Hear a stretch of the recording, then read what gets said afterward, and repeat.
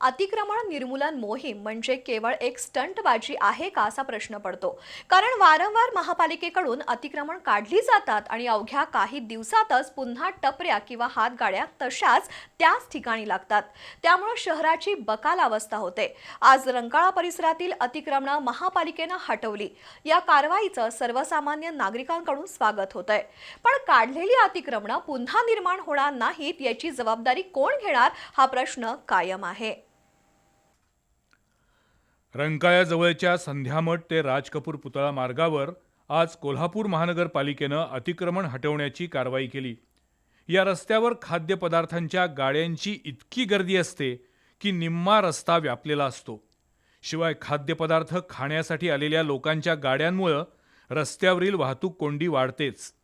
आज सकाळी महापालिकेच्या अतिक्रमण निर्मूलन पथकानं अशा बेकायदेशीर हातगाड्या हटवल्या। काही व्यावसायिकांनी स्वतःहून आपल्या गाड्या हलवल्या। दिवसभरात सुमारे 15 हातगाड्या हलवल्यानं संध्यामठ जवळच्या रस्त्यानं आज थोडाफार मोकळा श्वास घेतला।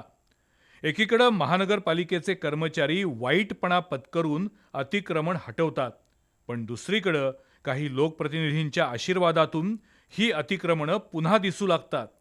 त्यामुळे अतिक्रमणांवर छुपा वरदहस्त असलेल्या लोकप्रतिनिधींनाच आता जनतेनं जाब विचारण्याची गरज आहे।